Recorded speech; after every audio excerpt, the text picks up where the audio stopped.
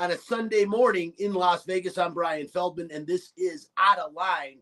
We are here live in the Fox Sports Residential Bancorp studio every Sunday at 8 on Fox Sports Radio, 98.9 FM and 1340 AM, flagship of the Vegas Golden Knights, and sister station of Raiders Nation Radio. We also include social media director Spencer "The Wiz" Ostrovsky. Nobody beats the Wiz. Nobody beats the Wiz. With producer Chris Magnum Chapman, who aside from producing and being part of a lot of shows at Lotus Broadcasting, Mags also serves as a locker room reporter for the Vegas Golden Knights radio network and the host of the UNLV pre-game show on our other sister station, ESPN Radio Las Vegas. We are also streaming on the LV Sports Network, and you can watch the show on Facebook Live and YouTube. The page is called Outta Line. That's Outtaline. Follow the show on Instagram and Twitter at Outaline, Fox LV. And since we are live, your calls and questions are welcome. The Fox Sports Residential Bancorp studio line is 702-876-1340. Hi, this is Bubby, and it's time for What's on Tap. On Tap, brought to you by title sponsor Residential Bancorp. Whether purchasing a new home or refinancing the home you already own, Residential Bancorp is the company to turn to for all of your home financing needs. Residential Bancorp, funding America one neighborhood at a time. Call 702-964-5720 to get information on all of the home financing options currently available in Nevada. On Tap. Yeah, I feel good. I mean, the guys here are doing an unbelievable job in front of me. And you know what? It's fun hockey. Of course, that's Aiden Hill, and everyone's doing a good job in front of him. He's doing a hell of a job in the net, too, with his first 3 starts in the postseason. Joining us to talk about the Vegas Golden Knights' potential run for a Stanley Cup is rinkside reporter Ashali. Vise. She'll be joining us shortly for the nightcap segment. Also talking NBA Finals. Wow, Lakers down 3-0 to the Denver Nuggets, trying to get themselves to their very first ever NBA Finals. A lot of people feel that way. And also, of course, the Miami Heat. There is a prime time in the NBA, and you guys could probably think of 4 or 5 players you could stick in there. There's only one when it comes to the postseason in my mind, and that is Jimmy Butler. This guy can take an 8 seed and turn him into a 1 seed overnight. He's that good. We'll talk about that with Spencer "The Wiz" Ostrovsky when we talk about the NBA. And also Raiders, a little over a week ago, their 2023 regular season schedule is in place now. We don't just know the opponents, we know when they'll be playing the opponents. Spencer will also break that down during Fact This, and of course our silver and black lining. We'll talk about that as well, and a lot of things. Las Vegas Aces, world champion Las Vegas Aces, I should say, got underway yesterday. A big win in Seattle. The Las Vegas Aviators out of town for another week. Big fight in Las Vegas last night, and more death at soccer games. We'll talk about all that. That is What's on Tap. If you are looking to buy a home or to refinance the home you currently own, contact Residential Bancorp, the company that is funding America one neighborhood at a time. Call 702-964-5720 for details on current home financing options in Nevada. And guys, first of all, I want to say, man, there's so many things to talk about. I'm looking like I didn't even mention in the What's on Tap the PGA Championship because I just don't have a lot of time to talk about it. But by default, Brooks Koepka is the leader going into today. I know they've already started the final round, but 6 under par. And looking at the rough, if you've been watching the U.S. Open, man, it reminds me, I should say the PGA Championship reminds me of the U.S. Open. The rough is vicious. The weather has been vicious. I haven't seen it today. I know it's on right now. Max has soccer going on the television up there, but I know that they're supposed to have sunny weather, and it should be a hell of a day at the PGA Championship. Really, really cool. There is this club pro, Michael Brock, I believe is his name. Yesterday he was in the top 10 going into Sunday at even par. The guy's a club pro, man. It's really, really cool to see this happening. It's like the first time in years and years and years an actual club pro has made it this far in a major tournament. So talk about, I guess his lessons will probably be going up at the club that he's golfing at, or I should say he teaches at, man. That's pretty cool. But listen, let's get right to it.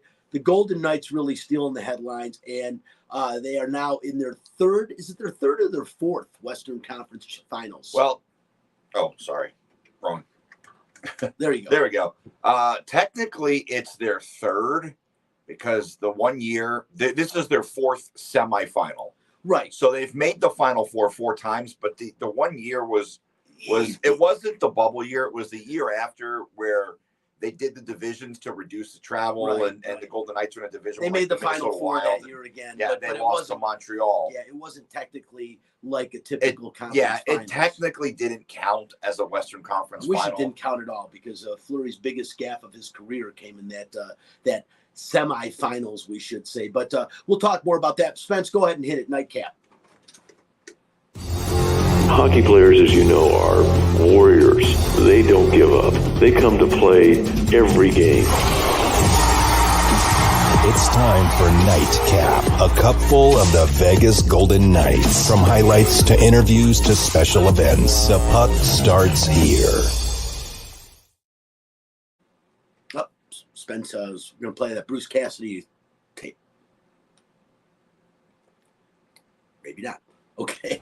As a coach, you right away look at you got to be able to finish those games, close out those games, because they'll catch up to you, right? So there's both sides of it. So we'll enjoy the fact that we won and we do keep responding, and we'll just keep working on some of the situations that come up for us if we're not able to close out a game. And he's basically talking about the fact that it's big that they can respond. They've got a lead going into the final 2 minutes of the game, a 1-goal lead against Dallas, a team that kind of had their number during the regular season, beat them 3 times, and they blow that lead at the very end, which was tough. It was a tough lead to be blown. I mean, you got to win those games, and that's what Bruce Cassidy's saying. It's great that they responded. The problem is that if you count on that, you're going to lose. You can't count on winning in overtime, even if you're at home, especially in the NHL. Ask the Carolina Hurricanes, who are down 2-0 to the Florida Panthers, which we will talk about in a little bit. But again, Vegas Golden Knights had the game. Teddy Bluger scores a big goal, about halfway through the third period. Vegas Golden Knights are hanging on. And then Dallas Stars captain, who is Vegas Golden Knights killer, Jamie Benn, ties the game with just under 2 minutes to go. And then, of course, you saw the overtime. It didn't last very long, thank God, after the night before. And you saw almost 4 full overtimes in game 1 of the Florida Panthers and the Carolina Hurricanes. This one ended inside of 2 minutes. Brett Houghton jams it in from behind the net. Huge goal for the Vegas Golden Knights and a huge first game win against a team that has had their number this year. I think that kind of win can be a bit demoralizing when you come back, Chris, in a game like that, and you tie the game up with 2 minutes to go. The momentum is swung your way. I know you're still on the road, but you're feeling pretty confident going into overtime when with 2 minutes to go in the game, you were staring a loss in the face. And then the overtime doesn't even really get underway. And a huge goal by a guy that has really turned out to be a gritty Golden Knight this year, and a guy that has earned his spot on the postseason roster after earning a spot on the regular season roster all year. Brett Houghton, Chris, great goal by him and a big win for the Vegas Golden Knights. Yeah, but we'll pump the brakes a little bit because the Stars have been here before. They've lost everyone. Game 1 in their previous 2 series. The Minnesota one, it was the Joe Pavelski. He scored 4 goals in the game and lost. And so I don't know, maybe that was the second round series. I don't remember, but they did have a game where Joe Pavelski scored 4 goals in one game. They went up going to overtime and ended up losing that game. Remember game 1? So they've been here before. I think it's nothing. Oh, it was against Seattle. I got that right now. So game 1 in the last series, they ended up losing in overtime to Seattle. But look, the Golden Knights played really well. And I think the Dallas Stars played really well. And I think when you look at things from a just a strictly on paper perspective, I think the Golden Knights are a better team. Oh, I think so too, Chris. But it's not about who's the better team. It's about who is able to impose their will on the other team. And look, and experience, and both teams have guys with a great deal of experience. Well, Joe Pavelski. I'm amazed when I look at the Dallas Stars roster how many guys that they have who are on the wrong side of 30. I mean, obviously Joe Pavelski, Tyler Seguin, Jordy Ben, Ryan Suter is another guy. I think he's in his mid to late 30s. So they've got a lot of guys who are, and I wonder at what point does that catch up?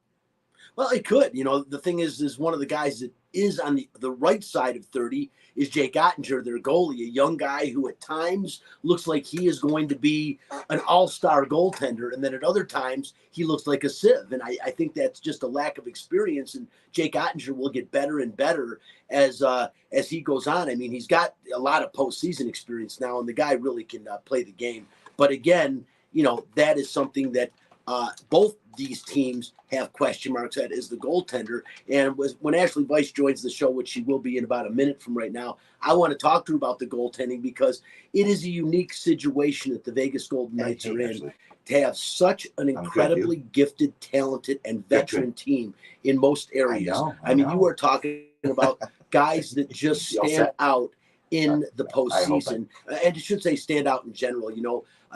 Jack Eichel, one of the best players in the NHL, of course, drafted second behind Connor McDavid. Guys like Mark Stone, who is probably one of the most inspirational guys you're going to see in the National Hockey League. When he scores, he fires up his team, and he fires up the crowd. The guy gets everything going. And a guy like William Karlsson, at times people are like, God, William Karlsson's been quiet. You need to pay attention to what he does at both ends of the ice. One of the best two-way players, in my opinion, in the National Hockey League. He is a blue-collar guy that gets the job done when you need him to. And so many times this guy will be on the back check or the forecheck, and you'll just see William Karlsson take the puck off the stick. But I don't want to waste any more time. Joined right now by ringside reporter Ashley Vise. You see her on every Vegas Golden Knights broadcast. Does a phenomenal job. Ashley, how exciting is this run for the Vegas Golden Knights from your perspective?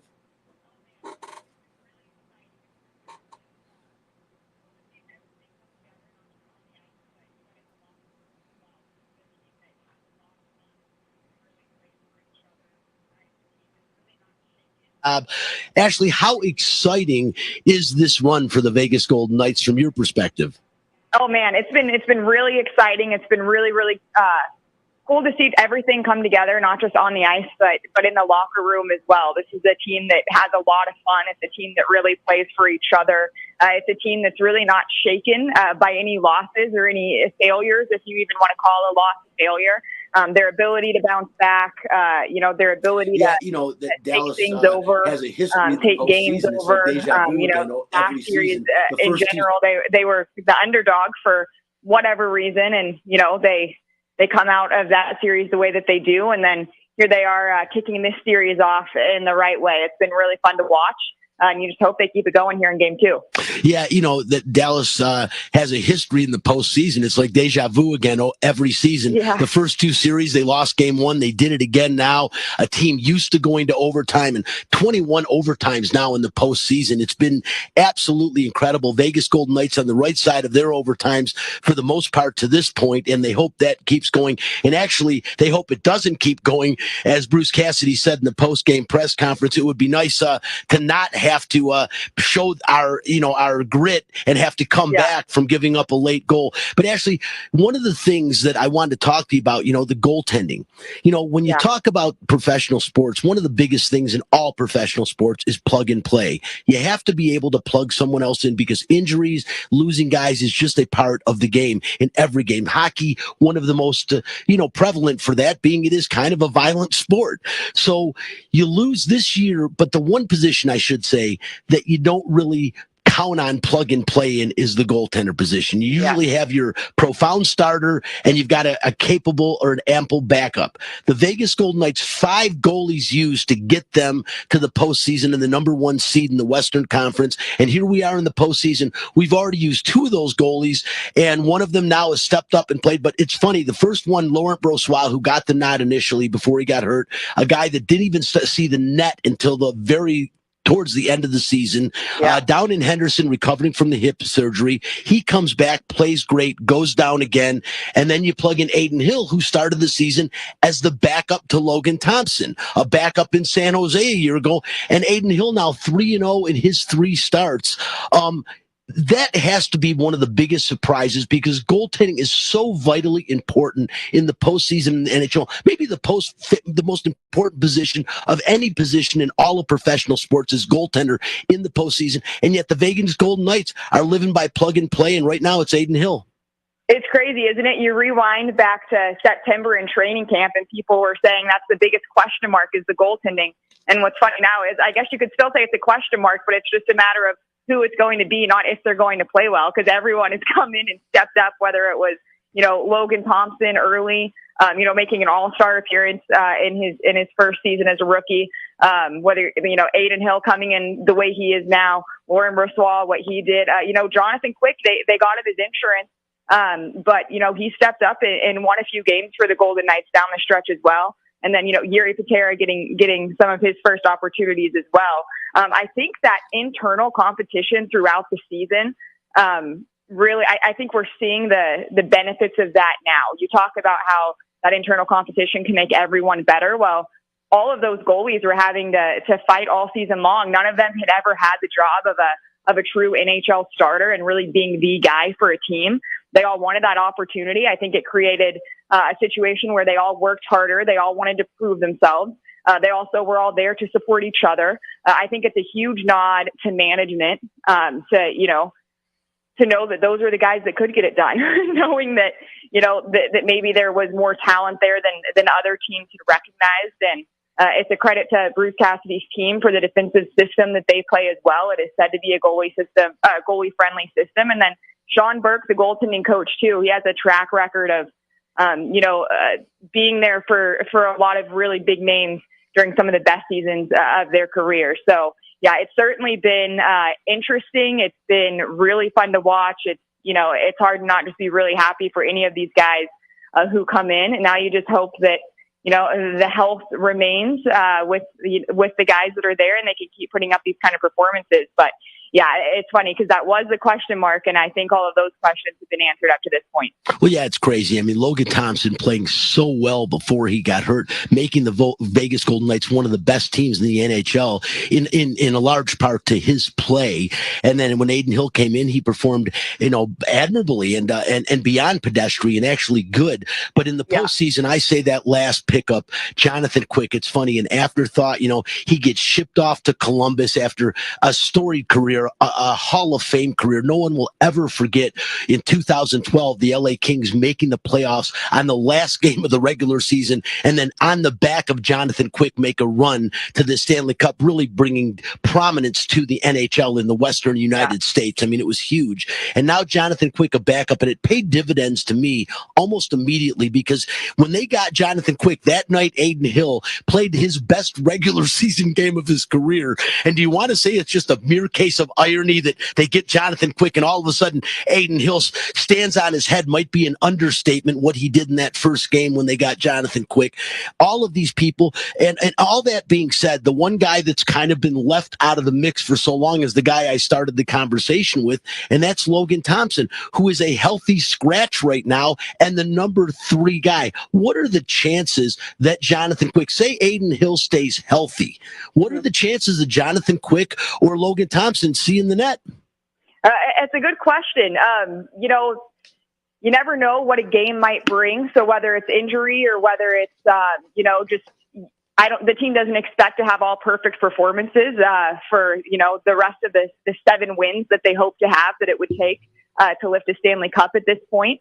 So let's say, Aiden Hill were to get pulled for a game. It wouldn't necessarily be solely because of his performance. It could be because Bruce Cassidy needs to shake things up. Who knows? So it's kind of hard to say, I guess, what the odds are. But, Aiden Hill is looking really, really solid. So I don't think there's any reason to, I guess, speculate or guess when that might be. Logan, you hope he just keeps progressing, in terms of his health and keeps getting better. And, he has been around. He's been around the locker room. He's been around the games, obviously. Brossois has been around the games as well. You can see him in some of those post-game win videos that the team posts. But, yeah, it's hard to say. But, as you talk about Jonathan Quick, you also can't underestimate the impact he's had just being around, talking to these younger goaltenders who haven't had that starting job before. So, even though he hasn't come in and necessarily had the opportunity that maybe he would want, he's been an absolute pro. And I think a lot of these younger goaltenders have learned a lot from him already. I agree 100%. And talk about a season paying dividends for goaltenders. Laurent Brossoit, a 30-year-old journeyman, a guy that now is going to command a look by the NHL. Like, wow, we got to take a look at this guy, provided he gets healthy again and, the hip stays fine. And then, of course, Aiden Hill. Talk about stock going up on a guy that was a backup goaltender and came here to be a backup goaltender. And now, again, another guy that is going to be looked at by a lot of teams as somebody that can maybe be a full-time goaltender in the net, and yet not at the beginning of his career by any means. Another person, Ashley, that has stepped up, and he has stepped up throughout his entire career,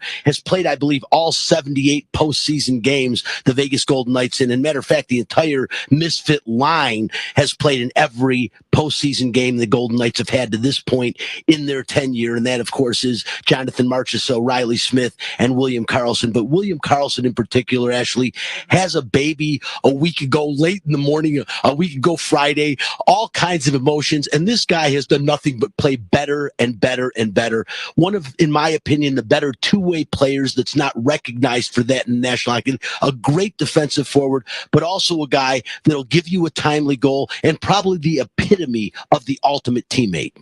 Yes, without a doubt. Riley Smith even said he feels like he's playing with the most confidence he's played with all season. And he should be confident. He's playing really, really good hockey. And you kind of, talked about how he's a bit underrated around the league. That's something that Bruce Cassidy has learned very quickly here. He's compared him to Patrice Bergeron on multiple occasions. And it's something that it's great to see it paying off for him on the score sheet right now. But even when it's not, that's what Bruce Cassidy really loves about him, is that he's consistent, whether it's, whether it's goals or assists. If those things aren't coming, he's still consistent in the way he plays. And something I like that Bruce Cassidy pointed out yesterday was even on his goals in game one, he was still in a position where if he wouldn't have scored, he was in a position where he could put out a fire if things went back the other way. So definitely think it's something that his teammates know, especially the guys that you mentioned, Riley Smith and Jonathan Marchessault.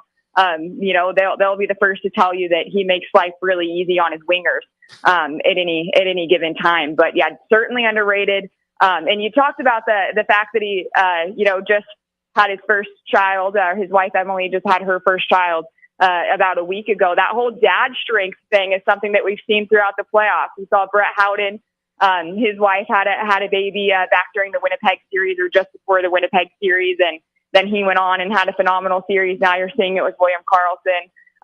Mark Stone had a baby back in the spring as well. So it's been really fun to watch each of those guys who have just become new dads kind of all bond together, but B, just kind of explode at a time where you assume that they're not getting much sleep. Maybe it's a little bit stressful at times, but it seems like they're all coming out of the gate flying after that happens. It's been fun to watch. It was funny last week after the game back from William Karlsson. I think it was after game 5 of the Edmonton series.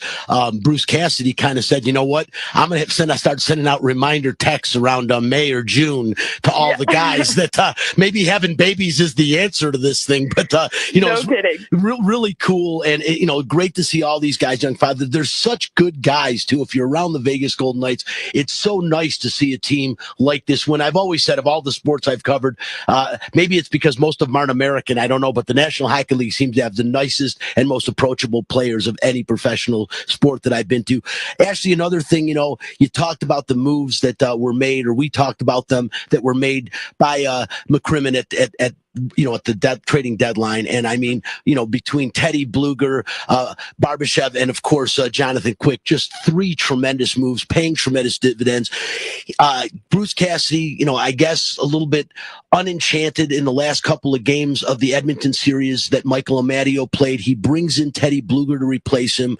I was a little surprised just because I thought Amadio had played so well, especially in the first series against Winnipeg, but Teddy Bluger pays dividends last night. Huge goal, cleans up what Keegan Colasar started, gets the go-ahead goal in the third period, and that was just monstrous. Yeah, and I do think with the Michael Amadio thing, I think it was less about Bruce Cassidy not being happy with what Michael Amadio had done in the Edmonton series, and it was more just kind of needing another look for the matchups in those games, because Teddy Bluger, he's a defensive forward. That's his role. And it was great to see him things pay off for him offensively as well last game, of course. But that's how Teddy Bluger kind of made his way into the lineup. And, they needed someone good on the faceoff dot. They needed someone who would be good in the defensive zone against Edmonton. And Bruce Cassidy felt like after doing that, he earned the right to stay in the lineup. So that depth is certainly key to know that, even when Alex Pietrangelo missed the game last series, Ben Hutton was able to jump in. But Teddy Bluger certainly someone, you don't underestimate his ability when he jumps in the lineup to do, what he needs to do. He has a lot of playoff experience. He's a very responsible player. And I think it's important that line got going because it was their ability to contribute offensively was a huge piece to the team's regular season success. We hadn't seen it as much in the playoffs so far, up until last game. So you hope that continues and you hope they can just keep, rolling those four lines and getting those contributions up and down the lineup. Yeah, no doubt about it. Bruce Cassidy showed his confidence in Bluger by moving Nicholas Waugh up to the third line and letting Bluger center the fourth line in between Carrier and Colasar. And it's worked out really well because, as you said, on the dot, Bluger is a really good guy to win draws. And that's something that is so key and probably not talked about enough is winning draws, especially in the offensive zone. Finally, a couple of guys, Ashali, that that have kind of been left out. Kessel breaks a long time streak. I know the regular season streak is still intact, but he had an overall streak going with the playoffs. And Bruce Cassidy, hey, you got to win hockey games. I was a little bit surprised the game he took him out of because I thought he could have let him stay in that game. But we haven't seen him since. And of course, Paul Cotter, such a good year for the Vegas Golden Knights, filling in so admirably for players that were injured and really for a while earned his spot, getting to play every day. We haven't seen him yet in the postseason. And of course, guys like Ben Hutton, whenever somebody goes down on defense, he's the first man up there. But do we see Kessel or Cotter in the postseason, do you think? It's a good question. The only reason I want to say you hope not is because you hope that everyone stays healthy and things just keep rolling, right?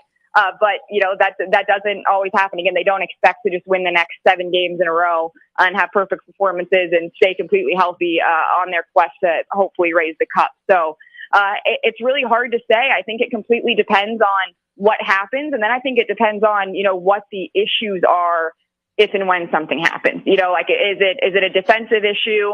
In that case, maybe not.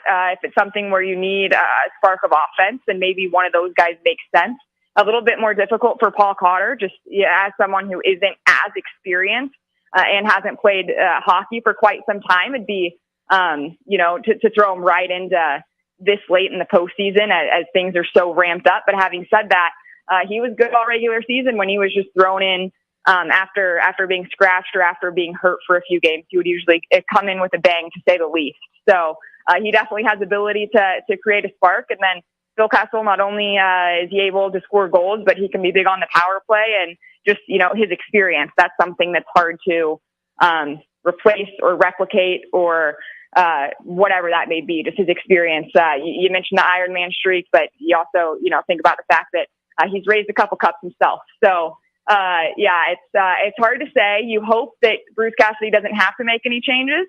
But if and when the time comes, Bruce Cassidy certainly has a really good pulse on the team. I know all of the decisions that you mentioned were very hard for him to make. But I guess it's a good problem to have. So champagne problems, I guess, when you have too many really, really good players to choose from. Yeah, and they've got an awful lot. The plug-and-play thing, like I said, even works at goaltending for the Vegas Golden Knights, which you think that it wouldn't. And I lied. Final question again, we're talking to Ashali Vise, rinkside reporter for Vegas Golden Knights. You see her all over the place, does a tremendous job. Ashali, what is it going to take for this team, in your opinion, to not let history repeat itself as far as the Dallas Stars go? Because again, as we talked about, they have lost game 1 of the 2 previous series and come back to win both of those series in 7 games. What is it going to take for that not to happen this time? I think it would be super helpful to have a really good start, because any changes Dallas wants to make, any way that they want to respond, they're going to want to do that right off the hop, right? So, I think Vegas being hard on their own forecheck will make it difficult for Dallas to be hard on theirs. So I really think that's the key. Be strong on the forecheck right off the hop and just be smart, because if you don't manage the puck well through the neutral zone, they're a deep offensive team as well, a lot deeper than people gave them credit for in the regular season. So you don't want to give them any of those easy opportunities. So show up ready to go. It's a noon game. A lot of guys really like these early games where they just, wake up and go to the rink and there's not a lot of time to think about it, not a lot of hoopla leading up to the game. So, I guess that's what I'll go with. A strong start and strong on the forecheck right off the hop. I agree 100%. And of course, defense wins championships. And that last line of defense with their goaltender is going to be huge. Aiden Hill keeps playing great, but it is nice to know that there are two guys healthy behind him that could take the net and probably do a pretty good job for the Knights as well. Once again, she is Ashali Vikes, ringside reporter for the Vegas Golden Knights. Really appreciate you taking the time out of Game 2 of the Western Conference Finals today at noon. We'll see you at the rink, and go Knights, go.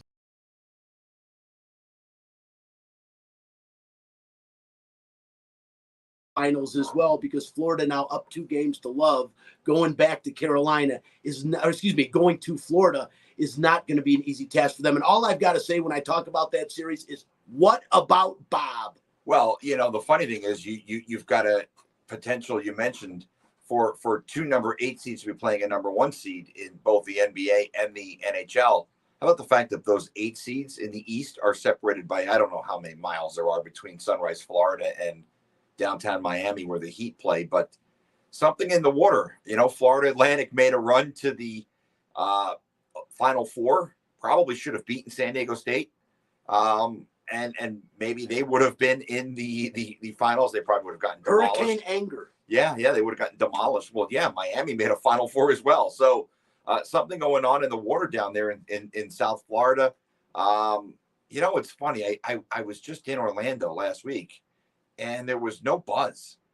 But then again, they have a semi-pro team in Orlando. So I guess maybe that's why maybe all the buzz was out of the air, because their semi-pro team, God, Magic, they've sucked forever, haven't they? Well, we'll talk about the NBA. But Chris, I got to tell you, though, watching this Eastern Conference Finals, again, the 2 things that have really stood out to me in this series is, of course, the play of Bobrovsky. Yeah, he's been absolutely phenomenal. Unbelievable. Since being inserted into the lineup for Alex Lyon, he has been.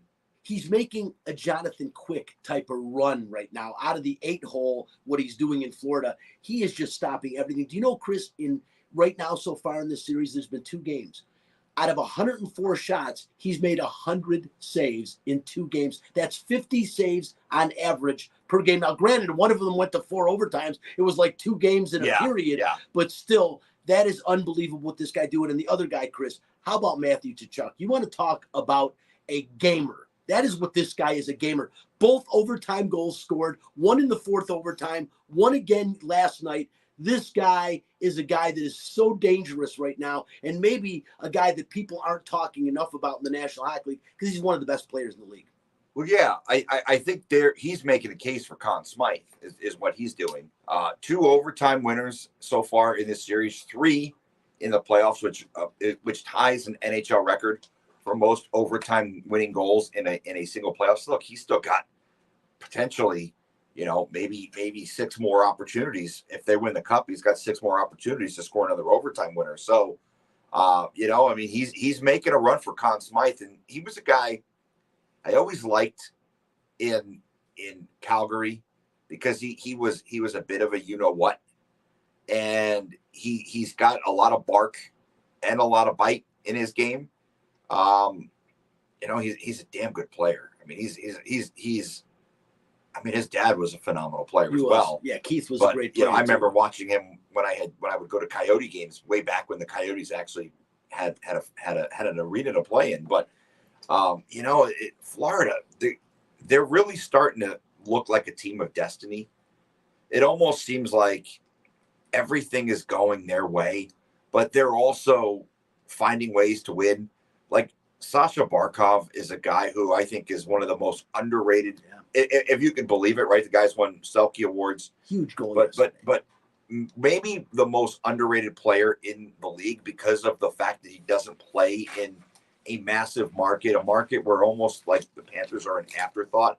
But Brian, this was a team that won the President's Trophy last year. They were the best team in the regular season just a year ago. So people forget that they were the best team. What people also lose track of is the fact that they traded Jonathan Huberdeau, and they were able to get Matthew Tkachuk in that trade. So they traded a couple of really good players, and Mackenzie Wiegers being another. And it's like they're just there's just something about them. They found their mojo. They started playing well towards the end of the season, got into the playoffs. They may have been able to jump up to that 7th seed at one point, but they just are striking me as a team that has what it takes right now to win the Stanley Cup. Look, the Hurricanes blew through my New Jersey Devils like a hot knife through butter. Yep. Like it wasn't even close. And I said, oh, Carolina should be able to do the job. Well, they're down 2-0, and they're going on the road. I think if they lose one of these 2 games, I think that series is over. Yeah, I would agree with you. And it's crazy. Like I said, the overtime playoffs, 21 games so far have gone to overtime. All 3 of the conference finals games going into today, both the games in the Eastern Conference Finals and, of course, Game 1 have gone to overtime. So it seems to be a theme. The Vegas Golden Knights have played well in overtime. No shootouts. Of course, it goes till somebody scores a goal, as we saw on Friday night with, or I should say on Thursday night with the Carolina Hurricanes and the Florida Panthers. Should be great today at noon. T-Mobile Arena, Game 2. Can't wait to see that one. Spence, I'm going to bring in, man. Time to talk some NBA hoops. And I'll tell you what, this has been exciting in the respect that you have 2 major underdogs that started playing really well in the postseason. LA made some great moves before the trading deadline. The LA Lakers, I'm saying, they go from the 7th seed to the Western Conference Finals, but they have run into a juggernaut when you're talking about Nikola Jokic, the Joker, of course, and Jamal Murray, who is completely playing out of his mind right now. Jamal Murray, just so you know, in the 3rd straight game, at least 30 points, 5 rebounds, 5 assists. Only 3 other players in NBA history have done that in 3 consecutive postseason games. Jamal Murray playing great. Denver going to be a very tough out. They've never been to an NBA final, Spencer. I can't see the LA Lakers coming back and winning 4 straight. As a matter of fact, I see Denver sweeping tomorrow in LA. And what do you think about that series? Yeah, I mean, you're absolutely right. It's unbelievable.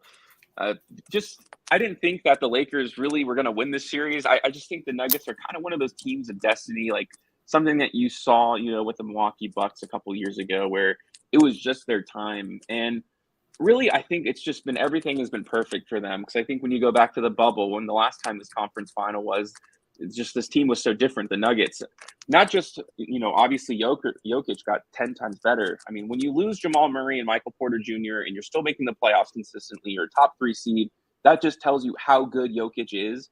And then I think that it's just come down to health for this team after that. Jokic got so much criticism without, Jamal and without Michael Porter Jr. But can't you say that about any team in the NBA, that if they lost their 2 best players after their best one, the team's probably not going far. So I think you're seeing, Jamal come back to full health, and you're seeing Michael Porter Jr. obviously stay out of injury problems, with his back and everything. It's been really cool to see. And, most of the country doesn't want to see the Lakers win just because some people hate the Lakers. Some people don't like LeBron James. There's a whole lot of combination of things. And obviously the media is just so obsessed with the Lakers. It just gets annoying at some point to see every social media post. Even when the Lakers lose and go down 0-3, there's no appreciation for the Nuggets. And I think a lot of people around the country kind of have that small town mentality about this series, and that they just want to see the small guy win just one time, just to beat LeBron James, something like that. So I think that series is wrapped up. You're absolutely right. It's been close though. It's not like a blown out 0-3 lead, maybe outside of Game 1. It's been pretty good so far. So it's entertaining, kind of checks all the boxes for what people I think are looking for. Yeah, I would agree 100%. I think that people really, were just kind of handing it to the Lakers, even though I think people in the know knew that Denver is going to be a real tough out, and really, to me, the odds-on favorite to win the NBA Finals right now. But I think we're seeing how good this team is, and you're right, the Joker. It's hard to say when you talk about the best players in the game. I know you want to talk about Giannis, and there's other guys, but you have to have him in that conversation. And when you look at the other side in the Eastern Conference Finals, there's another prime time. And there's so many guys you might think, well, who are you going to say? When it comes to the postseason, there is nobody, Spencer, that I have seen play basketball like Jimmy Butler, a guy that this is the second time now he has taken Miami from a lower seed to the conference finals, and he's on the brink of another NBA finals. I just don't think that they're going to have enough gas to beat Denver, but it is amazing what Miami's done. And you talk about without players, somebody that's a key player for this Miami team, a guy that is counted on from the outside in numerous games, and you lose Tyler Hero before the game with a broken hand before the playoffs. You didn't think Miami is the A seed. Without him, even though you've got Jimmy Butler, who is just all world, that's a complimentary player that you would think you would need when he's one of the guys that helped them make the playoffs this year, and now he's gone. And yet Miami is so good. Not that Jimmy Butler's alone by any means. You've got other former NBA champions on this team as well. But Jimmy Butler, Spencer, is truly something special. Yeah, and it's not really just the stat lines. I mean, he gets the points, and those are obviously very important. Scoring points is like how you win basketball games, but I think so many people are attracted to the 30-point triple doubles, or the 40-point like 5 steals. Those random stats that people love to pull out. The first player to get 2+ steals, blah blah blah blah blah. But it's the mentality of Jimmy Butler, right? Everyone talks about that after that that last game, where Grant Williams got in his face talking trash, and then just like Dylan Brooks did with LeBron James, he poked the bear. And what happens? They're down at that point, and then suddenly Jimmy Butler's probably thinking, let's go to game 3. And then it's just something that happens to these You guys. saw his face after Williams was in his face. You saw Jimmy, and I'm like, oh no. You just knew right then, Spencer, it was a mistake. Yeah, there's just not many guys like Jimmy Butler left in the NBA. It's a dying breed of player where competition is truly the most important thing to them. For everyone else, it's the combination of like family and just all these other like things in their life, their brand. For Jimmy Butler, it's about being good at basketball, and it's really cool to see. You just don't get to see that very often. It's like a treat. But one thing I wanted to say about this series that I think is kind of going under the radar, and maybe not specifically this last game, but just in their run in general, is Duncan Robinson. This is a guy who got overpaid. He was out of the rotation going into the playoffs. And then, like you mentioned, Tyler Hero goes down. And suddenly this guy's playing. He has he has every reason to play, right? It's a competition. But I'm saying there's so many things against him. A guy who hasn't played in a long time. He's just kind of collecting checks. The fan base probably hates him. And then he comes in and kind of comes back to his old form. Like, I think that more than anything, this run should be attributed to Eric Spoelstra. I can't speak on historical coaches because I didn't watch Michael Jordan play and see all these other legendary coaches. But in my opinion, in my lifetime, what I've seen, it's, Popovich and then Eric Spoelstra. He could be above him at this point. I mean, seeing what Eric Spoelstra does on a daily basis, try to get fired by LeBron James at some point in their run. He stays. He's the best. He brings these teams to the finals. I mean, if you look at their roster from top to bottom, it's good, but it's not something you think they'd run to the East as an 8th seed with. This guy is unbelievable in what he does with his teams. Oh, I agree 100%. I've been saying for a long time, Eric Spoelstra does not get the play that he should in the NBA. When they talk about the all-time greats, they talk about Phil Jackson, as you mentioned, Greg Popovich, and somehow Spoelstra's name doesn't come up there. And it lies Casey Jones, Pat Riley, all these greats, and you don't hear Eric Spoelstra. I think eventually, Spencer, that name has got to get in there. And all I'll say is, Jim Croce, man, a shout out to you, because I'm wondering if way years ago, he wrote the song Big Jim about Big Jim Butler, because you don't tug on Superman's cape, you don't spit in the wind, you don't pull the mask off of No Lone Ranger, and you don't mess around with Jimmy Butler, man. He is my man, and I'm telling you, although I will say this, LA has no chance of coming back and beating Denver 3 straight. Boston can come back and beat Miami, but the bottom line is Jason Tatum has got to find a way to score a basket in the fourth quarter. Do you know he has no field goals in the first 2 games? Not a single field goal in the fourth quarter. Jason Tatum, one of the best players in the NBA. That doesn't change. Miami's going home, and we're going to see Boston's going home. We're going to see Denver playing Miami in the NBA Finals, what I think. Spence, go ahead and fact this. Fact this. If you don't like the facts, take your ass back to bed. Fact this. The 2023 NFL regular season schedule was released a little over a week ago. This means the Las Vegas Raiders now know who they will be playing and when. And here to help is break down their schedule is Raiders superfan co-host, social media director, once again bringing back in Spencer the Wiz Ostrowski. Spence, you saw the Raiders schedule. You know the moves they've made. They had a decent draft. What are we looking forward to in 2023? Yeah, so I'll give my quick thoughts, but if anybody listening wants to hear my full breakdown of every game on the schedule, I did an hour-long video. You can go on World of Matchups on YouTube. I broke down every single game, but as a quick thought here, the team did get better, Brian. There's no doubt in my mind this is a better Raiders team than it was last year, but the reality is this team is also just going to win 7 games again because the rest of the teams in their division are just that good. That was a problem going into last year. And they're just not ready yet. They need another class. This is the first year. Most of the roster from the terrible John Gruden era, just garbage, has been finally gotten off the roster. This is the first year where I think it's the full team of GM, Ziegler, and you have, Josh McDaniels. This is the team that they wanted to form. This is the system they wanted to. But these systems aren't quick, and they don't take a long time. This is a Raiders team that's been bad for 20 years. These 7 and 9 win teams, and we'll get another one this year. There's no pressure on either of the two this year. It'll happen next year. So in my opinion, looking down the schedule, which is not easy, especially the first 3 games are just kind of a gauntlet and not something you'd like to see to go into your season playing away games so early on. It's not really good for them. They're going to get started off on the wrong foot, and I don't think they're going to be able to recover. They're just not good enough. But I like this team next year, which is terrible to say before the season even kicks off.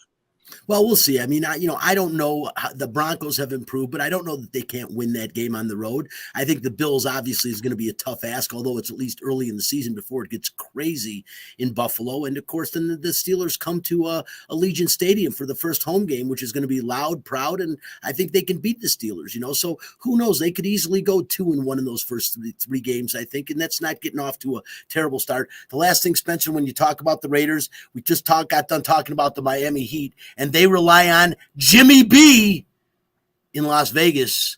Can the Raiders rely on Jimmy G? He'll be a quarterback. It's kind of like flipping a coin. It's Derek Carr and him, I think, are at the same level, QB 15 and QB 16. They play a little bit different, but I think the results are generally the same. Jimmy G has a little bit more results. He's much more comfortable in the system, so I think that'll fare better. So maybe I'll throw in an extra one at 8 wins. The roster's just not there. The defense isn't developed enough. The offense, I think, will be top 10, just like it was last year, and I think the defense will be bottom 10, just like it was last year. Very understandable. We'll see. And, of course, we'll be talking a lot more football as time goes on.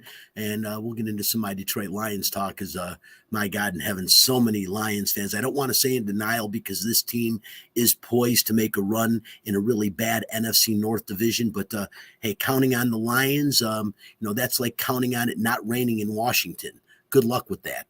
I'll leave that alone, and let's get into the finale right now. And I want to bring Magnum in for this one because he is the big soccer fan. As a matter of fact, we're watching soccer instead of the PGA Championship. I love Chris, and I'm not asking him, begging him to change the channel, but I'll see it when I get home. And then, of course, the Vegas Golden Knights game. Chris, I learned something new all the time. I'd heard about the treble. Honestly, until I did a little tiny due diligence yesterday, I wasn't exactly sure what the treble meant. But Manchester City, yesterday, they become the Premier League champions by Nottingham Forest beating Arsenal's 1-0.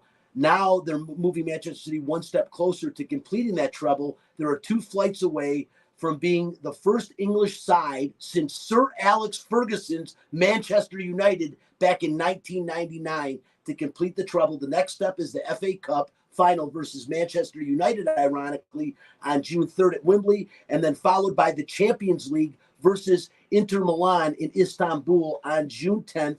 538 Soccer Power Index gives the citizens a 57% chance of winning both those finals and coming away with the treble. Your thoughts? I know you don't like them, but your serious thoughts. Well, they should do it. They'll be favored in both matches. They're leaps and bounds ahead of Manchester United. And as far as the game against Inter Milan, look, anything can happen there, the Champions League final. But Inter Milan struggling in their league, the Serie A Italian league, but they have gone on a remarkable run. So I think that if anything, they've got a better chance of losing the Champions League final than they do of losing the FA Cup. I think they'll win the FA Cup rather easily.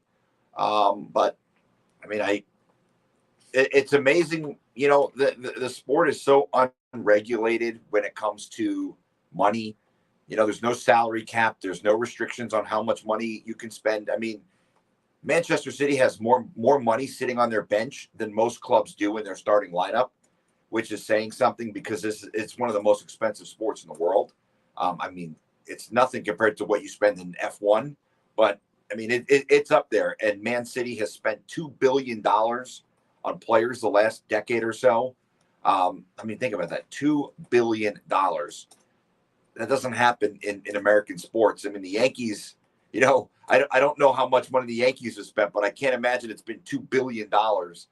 Even going back to, when free agency became a thing. But, it's a great sport. I love it. It's one of those things that I get up early on Saturday mornings and Sunday mornings, and I've got multiple packages where I can watch Germany. I can go home today and watch Italy. We've got the Premier League on in the television here in the studio. So, it's just one of those things, man. I mean, I'll be rooting against them, but I think they're going to do it. They should do it. They'll be better. They'll be favored in both matches. So, if I was betting, I would bet them to do it. You just don't want them to. And also, no, Chris, you know what? It might give me a reason to actually enjoy the match. We're talking about that. It's like winning the first two legs of the Triple Crown. They win the Kentucky Derby and the Preakness and lose the Belmont because you think they're going to lose the Champions League versus Inter Milan. We'll see what happens. Chris, also, I mentioned yesterday, and we'll be brief on it, but should definitely be noticed, tragedy at the soccer match. Yesterday's authorities in El Salvador say at least 9 people were killed and dozens were injured after a stampede among fans at a league match. Play was suspended approximately 16 minutes into the match in a game between Alianza and FAS. As the injured were carted down the tunnel and onto to the hospital, it appears that fans overran a gate to get into the stadium, causing the deadly incident. I love the passion of soccer fans. I just don't understand this. I just don't understand how you get trampled to death. I mean, people just running over top of you. How do you not feel someone underneath you and just stop everyone and pick them up? I don't get it. Well, it's got to be a moment of panic. Yeah, I don't see how this keeps happening, Chris. And it happened at a concert in Houston. No, right? It did, but this is something that's happened throughout history. Yeah, soccer. Well, I think part of the problem is they sell too many tickets. The stadiums, especially in a place like El Salvador, I mean, they need to be reinforced. Well, here, this will tell you, VAR, video assistant referee, is a thing all over the world. CONCACAF, which is the region the United States plays in, they don't have VAR for their World Cup qualifying games because the stadiums in some of these places like Honduras, El Salvador, all through the Caribbean are so old that they cannot put the technology into the stadium to do it. So, unfortunately, money is a thing, and some of these countries are unbelievably poor. El Salvador and Nicaragua certainly jump out when it comes to countries in this region that are dealing with. Yeah, your little leagues. When you go to see your kid at Little League, the stands there are probably more safe like Bishop Gorman's football field is probably better than the national stadium for a lot of teams in CONCACAF. Big So. time. Money is certainly an aspect, and it's a shame and it's a tragedy, and unfortunately, I think things like this will continue to happen. Yeah, it's a bummer. It's like I said, it's great to see the passion. It's a bummer. Well, one other thing is we run a little bit low on time. Devin Haney successfully defended his undisputed lightweight championship Saturday against former unified lightweight champion Vasily Lomachenko. And in the main event, it was at MGM Grand Garden Arena yesterday in Las Vegas. All 3 judges scored the fight for Haney, 116, 112, 115, 113, 115, 113. Although Lomachenko did really start landing a ton of punches in the latter rounds of the fight, it was just too little, too late. I heard controversial finish. I heard a lot of people saying Lomachenko won. Only because Lomachenko in the last 3 rounds landed like 3 times more punches, but they say Haney did all of his damage in the earlier rounds, and it was enough to get him by. But I agree, Chris. If you see the end, and I saw the highlights at the end of this fight, it looked like, wait a minute here. Lomachenko was beating the hell out of him. My thing with boxing is I want to see the scores. Each round. We have far too many controversial finishes in this sport. It's like figure skating, except these guys are life and death. So I want to see, and I want judges held accountable. I want them to have to listen. If you give a score that's terrible, and everyone knows it's terrible, you should have to explain it. You should if to be a judge. Adelaide Bird. No comments. But hey, we like her husband. We see him at all the UNLV games. Yeah, good. Hey, we got to fly, Chris. But I just wanted to say also, yesterday Las Vegas Aces won their season opener versus Seattle. They blew them out 105-64. Yeah, not the same Seattle team from a few years ago. And a better Aces team than won the championship last year. They've got a game Thursday in LA against the Sparks, and their home openers next Saturday night versus LA again, and the Aviators out of town until May the 30th. That's all for today. Don't forget PGA Championship is on. Vegas Golden Knights noon at T-Mobile Arena. Check it out. I want to thank Ashali Vise, the ringside reporter for the Vegas Golden Knights, for joining the show. Spencer the Wiz Ostrowski, our social media director, and of course, Chris Magnum Chapman for producing. I'm Brian Feldman. We're back next week. Same time, same place. This is Out of Line. Bye-bye.